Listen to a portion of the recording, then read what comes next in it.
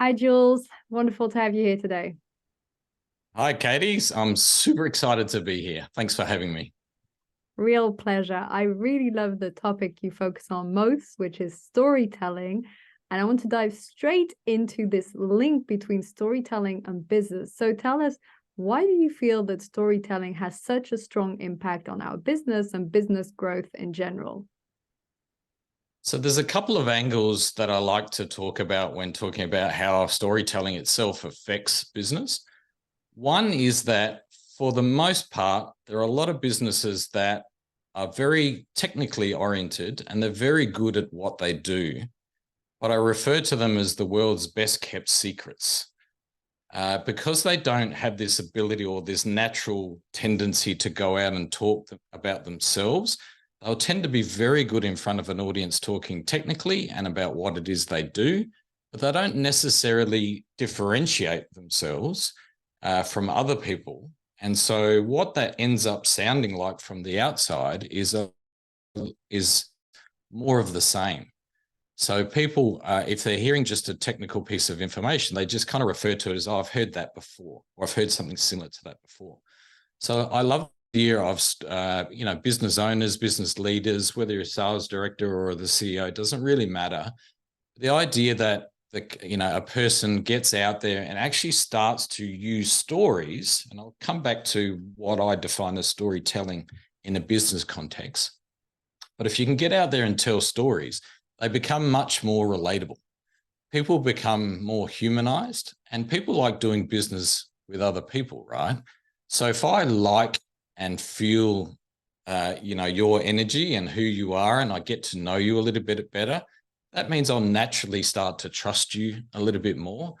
And once you start building that trust, then you've got a better opportunity to sort of take them down the business path that you're in and hopefully explore doing business together. The other side of storytelling and storytelling in business is not just that they're the world's best kept secret, but that fact that they start to sound too much alike. And I like the idea of nobody is unique other than you, right? There are very few businesses that differentiate in this world anymore. There are a handful of anomalies there, but for the most part, everything's already been done.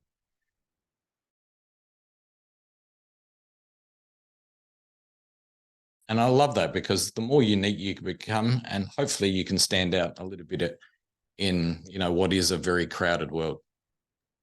You said you define what storytelling means in the business context. So maybe you can say a few words around that.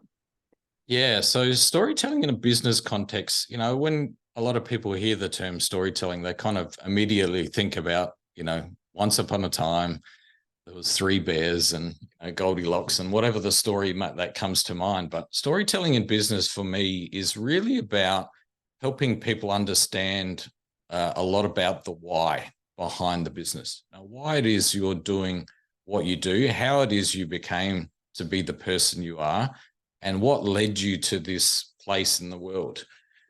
And again, it's a way of building trust. So when you incorporate storytelling into business, it's not about just telling a story for story's sake, but it's about telling a story that will help me identify with you and your organization. But importantly, it links to something that is very familiar to them. So storytelling, often will invoke some sort of emotion. And emotions are very powerful driver, and a lot of decisions are made initially on emotion, and then they're backed up by stats and logic behind that. And that's kind of the way our brain works. So if you can incorporate some half decent stories, and they don't need to be blockbuster stories. I've told stories about buying a washing machine as part of my process. Now that couldn't be a more boring sort of story if it was just that story in itself. But by telling a story and being able to link it to a point and then expanding on that point, which then feeds into something that those people listening will understand, that's where you get that empathy and you get that nod of the head and people saying, oh, yeah, I get that. I understand what it is that you do. And it makes you more relatable, but it also makes your product more understandable in a lot of cases, particularly when it's quite technical. Yes, I love what you're saying about how it builds trust, but also makes you relatable. And I feel that it's something that we sometimes forget about. Yet when we see a fantastic speaker or we read a great book, it's the story that gets us. And it's also the story that we remember. For instance, I know that in Atomic Habits, one of the stories I remember that James Clear mentions is to build this habit of going to the gym. There was this guy who would just go 2 minutes to the gym, not exercise, and then go home, and did that every day for a month to just build the habit of going there, which is harder than actually starting and going to the gym. And that story just stuck with me. And I think it helps to illustrate points and it helps us to remember it. So what would be your advice to people listening who think, okay, great, I need to add more storytelling in my business, maybe even in my marketing and branding message, maybe in specific blog articles, but where can I begin and how can I go about adding more storytelling in my business? Yeah, it's a little bit of a loaded question because there are so many angles, that you can take when it comes to storytelling, obviously. But for me, giving out advice like that sort of sounds a little bit like this, where I tell people, firstly, a little bit like your commentary there around the atomic habits is, don't try and overthink this. Don't try and boil the ocean in the first go. By overcommitting to something that you're not going to continue on. So the first piece of advice is really just start quite small, very small, and start wherever it feels natural to you. Now, for some people that might be speaking, for some people that might be writing, for other people it might be short form social posts. It doesn't really matter kind of where you start. But it is important to start and develop some sort of habit behind it. And the good thing about starting anywhere with any stories, in fact, and I'll go into the story part in a little bit, but it almost doesn't matter what stories you tell, because the truth is nobody's listening to begin with anyway, right? So you get a lot of chance to practice this art, because in the first part, most people don't have an audience just out of the gate, right? They have to build that audience. So the good thing is, other than you, maybe your mother and maybe your partner, reading your blog, then there's probably not too many other people reading it at that point in time. So don't overthink it. That's the other part of it, is do not overthink it. Just do what comes a little bit natural and pick a topic that you're passionate about. And don't forget that people, what becomes kind of normal in your day-to-day is often abnormal for other people. So there are countless, Instagram pages and YouTube videos about, chefs cutting up vegetables, right, is a good example. Now, for a chef cutting up vegetables, that is probably the most mundane part of their day. And they do it, some of them do it for hours and hours in a day. And they wouldn't think that that's interesting at all. But wow, there's so many, there's even television shows about cooking. And a lot of the time they're just cutting up vegetables and doing it, in a nice way. So for what might feel a little bit mundane for you, could actually be a bit of a story to tell. So don't be afraid to tell those little seemingly insignificant stories, because they all add up to, again, building that trust factor and allowing you to become relatable. Everybody has good days and bad days. You can talk about both of those. You don't have to be the Instagram worthy every single post. And it doesn't have to be that blockbuster where you spend hours and hours crafting this piece of content. Just do what comes natural. Keep it super simple. Keep it short, because that'll help you not overthink it. And do what, just share what's going on. The other piece of advice, and I'll cut it off at this one, because again, I could go on for hours about just this topic alone.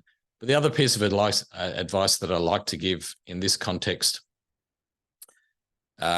is that I've lost track of thought there for a second. It'll come back to you. It'll come back to me. That's also I'm sorry. That's fine. That's also a very natural thing. I know that sometimes when I'm speaking on the podcast, I'm like, there's 3 pillars. And I'm like, 1, 2. And I'm like, whoa, what's number 3? What was the third one again? It'll come back to me in a second. But one thing I was wondering when you were speaking is, do you feel that we are born storytellers, or do you feel we become storytellers, or a mix? I think it's a bit of a mix. I don't think anybody is born a storyteller, but there will definitely be storytellers that will emerge, throughout your entire life. Everybody remembers kind of the funny guy or the funny person at school, the person that always seemed to be the center of attention, and they would speak and people would listen, right? And so there are some people that have that natural ability and the gift of the gab, and allow them to sort of be in front of any sort of audience and keep people's attention. But for the most part, it's a learned exercise and a learned skill, and it is definitely something you can learn.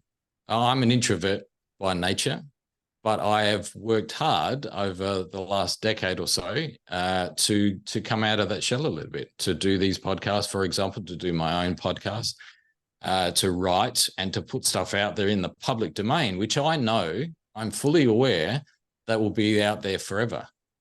And the day I decided to do that, there was a switch that I sort of turned on in my own head, where I sort of said, I'm doing this for me first and foremost. And if anybody else benefits from this stuff, then that's a kind of a side bonus. So what that means is I don't care too much about likes and followings and those kind of things. I'm not too worried about the stats every day. I don't overthink that kind of stuff. And I'm not overly concerned about the commentary that may or may not come back, or what people may think. So it allows me a sense of freedom. So when I write for me, and I just put it out there. Plain and simple. I have the same approach from the beginning, and I think that helps a lot to not overthink it, because the second we think people will actually read it, it becomes scary. I remember when I published my book, I thought, okay, I just need to do this, get it out there. And then when people were buying it and actually reading it and actually giving me feedback, I was like, oh yeah, right. People are actually going to read this. But I think if you think of that ahead of time, it can block the process, and it can make you try to mold it to what you think other people would like, but it's what you feel compelled to do. So I think that's an important point. Yeah, I definitely agree with you there. You end up writing a little bit average if you do that, because when you try or write or speak or whatever it is you're doing, if you try and please everybody, it's going to tone everything down, and everything's going to sit in the middle and not be interesting or controversial or whatever it needs to be. So to some degree, it's kind of good to be to one side or the other a little bit, because what that generates is curiosity and hopefully some conversation around that as well. So don't be afraid to be a little bit out there as well. It'll drive more interest, that's for sure. You also mentioned before the podcast this idea of curb and canyon. Can you tell us a bit more what that means and what that stands for? Yeah, so it's a framework that I use within my business. So if you don't mind, can I ask you just a couple of easy questions? Sure. When was the last time you crossed the road? This morning. You mean like physically cross the road? Yes. Physically cross the road. This morning. Yes. And how much thought and decision process did that entail? Tiny bit, because I had my bicycle, so I was checking there wasn't any traffic, and then there was a bike to my left and no cars to the right, and I was looking where I was going to park my bike. I remember this quite vividly. It was only 2 hours ago. Right. So, but it's something you made the decision. You didn't overthink. You did the required thing. Left, look right. Cross the road. It was kind of easy, and you've probably done it more. You'd probably do that several times a day, and most people do, right? Okay, so next question. When was the last time you went base jumping? Base jumping? Yeah. Like basketball? No, base jumping as in jumping off a cliff with a parachute. I never did that. You've never done that. Why not? To be honest, I haven't thought of it much. I've considered skydiving off a plane, but I've never thought about base jumping off a cliff. For the most part, if I ask that question, people say, well, it scares the hell out of me. Like it's just too big. It's too big a risk. It's scary. I don't know anything about it. I'm not sure I'm up for it. I'm not sure I'm capable for it. All of those kind of excuses. And I use that analogy, the curb or the canyon, because that's how people make decisions.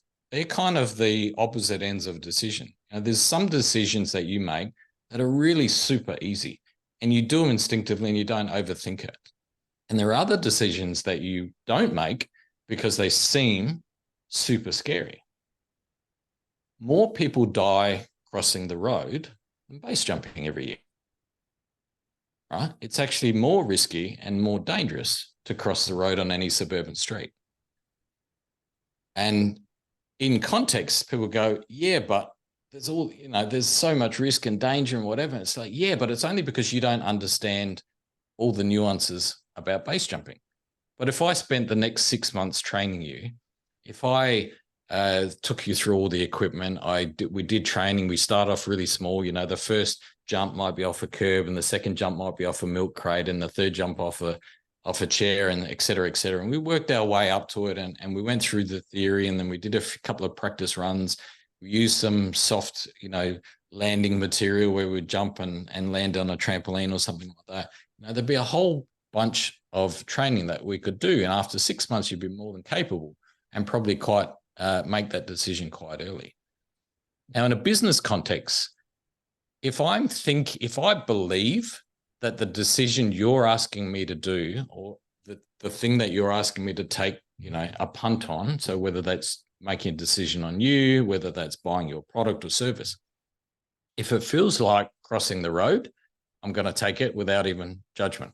But if it feels like jumping off a cliff, base jumping, I'm never going to take that leap with you. So as the seller, or as the person on the other end of that, I've got to acknowledge that. I've got to understand that you are where you are in that thought process. And just because your perspective might be a little bit slanted, it doesn't mean it's incorrect. To you, it's risky. So you're not going to make that decision. So for in a storytelling context, I need to take you through that journey, to take you from the absolute place of fear through to, what? This is something I can do. This is something that I can learn. And because I feel like you're the right teacher for me, if you can show me all the ropes and take me through the process, and it is something I genuinely want to do or end up being able to do, then I'm going to be able to take that leap of faith with you in the first place. But until you recognize that, you're never going to talk somebody off the cliff face. So there's a process to that, right? And if you acknowledge where they are and understand the process, you can combine the two and you can talk anybody off the cliff, basically. I love that. That's amazing. My first question about that is, do you do base camp jumping? Not at all. Not at all. The way you speak about it, right? That's the storytelling. It feels like that's the storytelling capability. Absolutely not. I've been skydiving before, but I've never gone base jumping. But the curb in the canyon sounds better than the curb in the skydiving episode. So curb in the canyon it was. Yes, I think it's so amazing because this is something I feel is applicable, not just obviously to sales process, but when I think of decisions I've made in my business, when it's felt easy, when it's felt like crossing the road, like, okay, it's just the next step or a few steps, and I can see it in my head and it feels quite intuitive and it feels aligned, then it would just happen and materialize. But when it felt a bit like you're saying, jumping off a cliff, either because it was scary or intimidating or totally new or a bigger leap, then I would block. And sometimes in those moments, and I've coached people around things like this, sometimes it's exactly what you're saying. It's not that big of a leap, but what I find often is missing is that clarity of what it will entail. So once you start to see, okay, wait a minute, if I want to speak, let's say to 1,000 people, in front of an audience of 1,000 people. And if you just suddenly go from you've spoken to a small audience to 1,000, in your mind, it seems huge. But if you think, okay, let me build up and then speak to 100 and then a few hundred, and then actually 1,000 isn't that different. Or if you think whatever it is that you can break it down so that in your mind, it's not this huge leap, but rather these biggish steps or mild steps, then suddenly becomes easier. So every time I've been stuck in my business, it's generally because it has felt like a leap, like a huge leap of faith. And sometimes I've just done it. So literally metaphorically jumped off the cliff, but it's scary.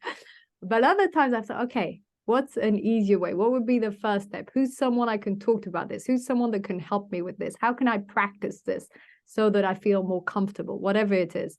And then suddenly it doesn't feel like a leap. So I think it's a very good metaphor for business, but sales is a really good way of putting it too. When I've either been sold to or sold my services, if it feels like a leap for the other person, whether it's what I'm actually offering or the pricing, then it's scary for people.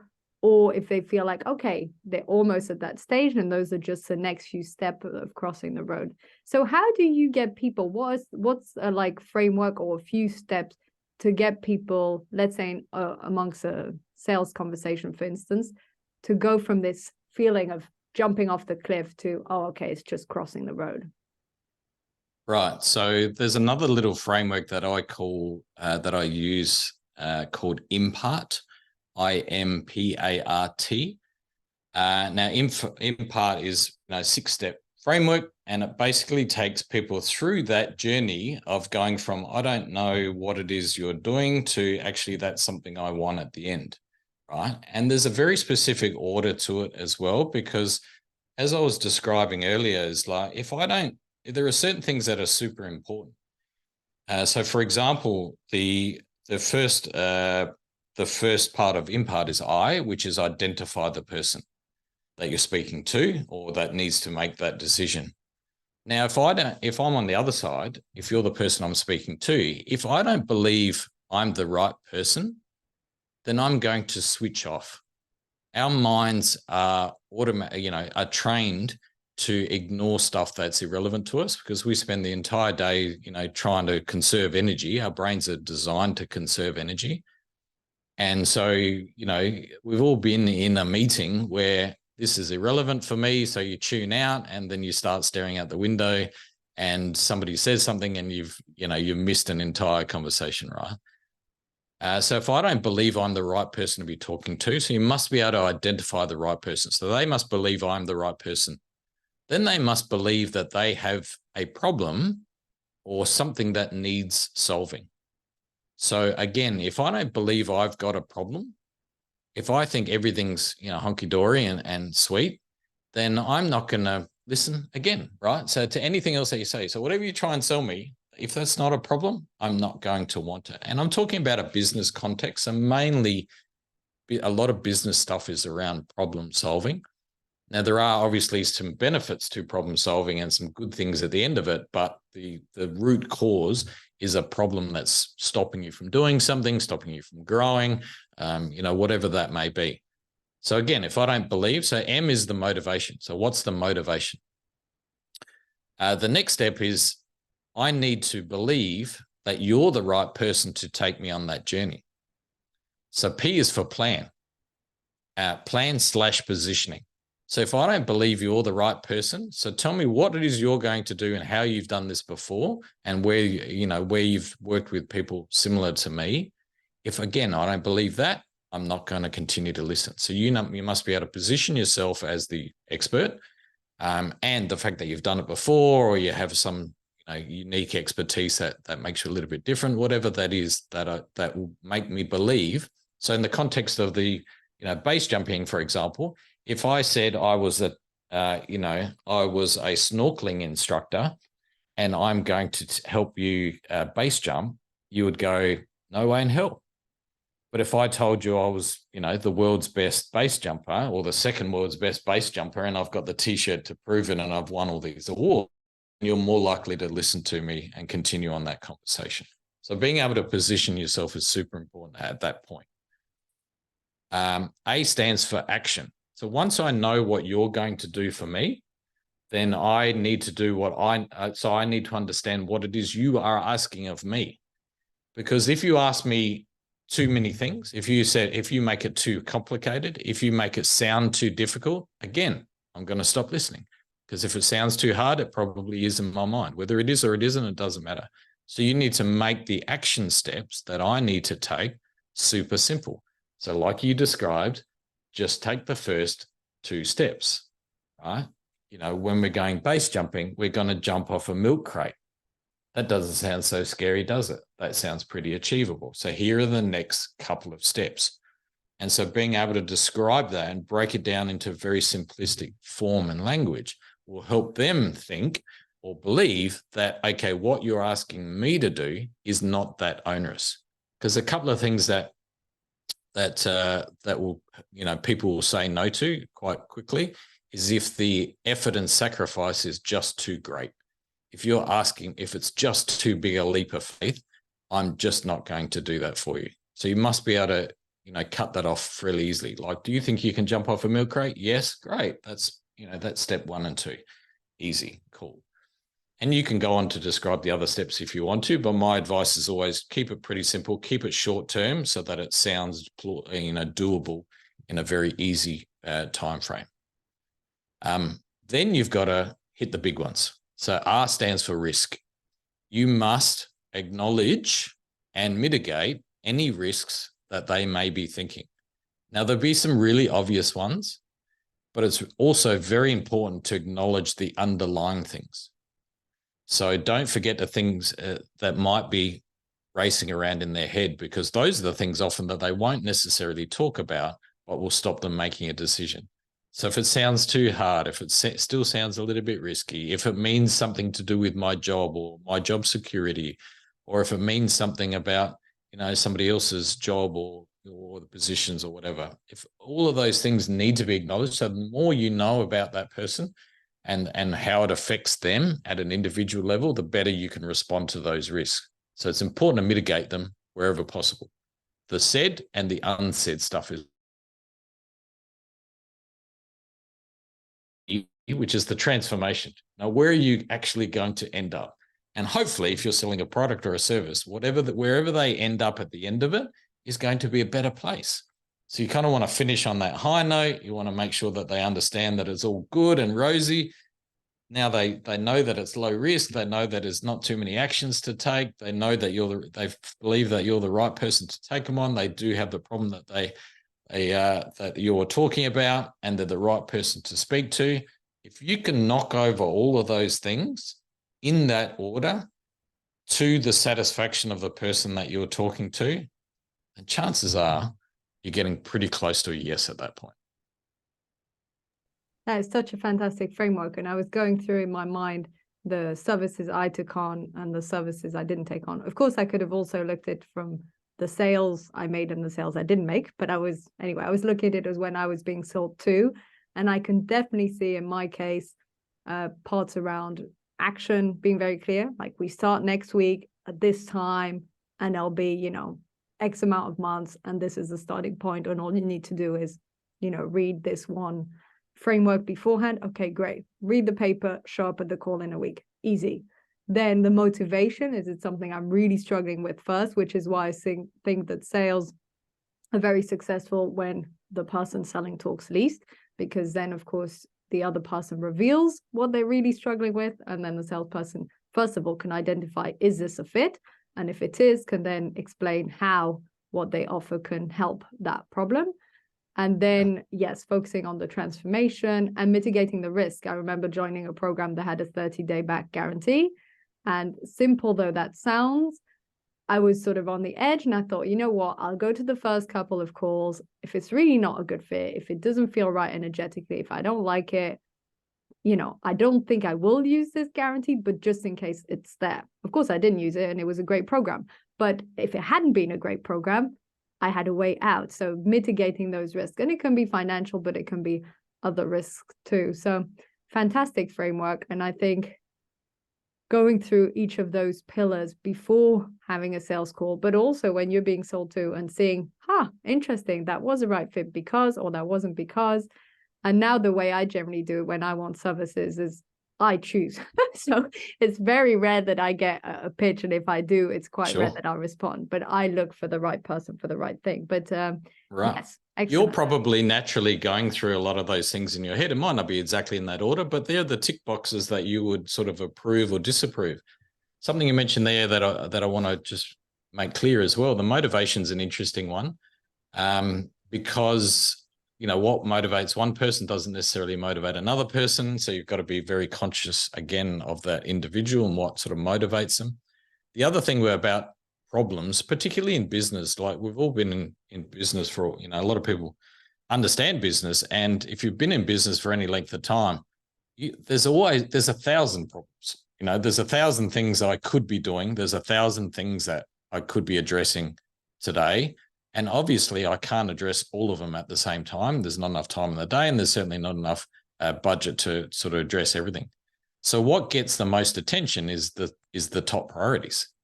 So you must really understand what drives that company and what are those top priorities. And if it fits in the top 3, say, then you've got a much better chance to progress. If it's top 5, you're still doing okay. Once it goes below top 5, it's probably going to sit on the shelf, right? It's probably going to be, yep, that's great. You're going to get the kind of response, that's great. Sounds all cool and whatever. Maybe we'll do that next quarter. Maybe we'll do that next budget cycle. We'll do that next year. And you get that kind of pushback because it's not high enough priority. So really understanding what drives the individuals and the company as a whole will help either put you in that priority or, you're just never going to make it past those early conversations. Absolutely. So it's so interesting how storytelling really feeds into everything from what we share individually in blogs or in articles or speaking, but also all in the branding, but also here in sales. And we could really just use it everywhere as a fantastic tool to build that trust and to help our business grow. This has flown by. I still had a bunch of questions, but we'll be here all day. But thank you so much, Jules. Where can people find you? What's the best way for people to get in touch with you? You're absolutely welcome. I've had so much fun and I'm sure we could talk for hours and hours. The best places to catch me are, anywhere, pretty much anywhere online. If you Google #Storyteller Jewels, I'll come up, pretty much everywhere under that sort of hashtag. But my moniker is Storyteller without the E's. So STORYLLR Jewels, as in the crown jewels, JEWELS. And I'm pretty active on LinkedIn, Instagram, Twitter, Facebook. And I do have a blog called Storyteller Jewels. And I would be remiss if I didn't mention my own podcast, which is about storytelling in business, which is called thetellingofstory.com. Thanks for having me. I've had an absolute blast. Thanks, Katie. Thanks so much, Jules. Thank you.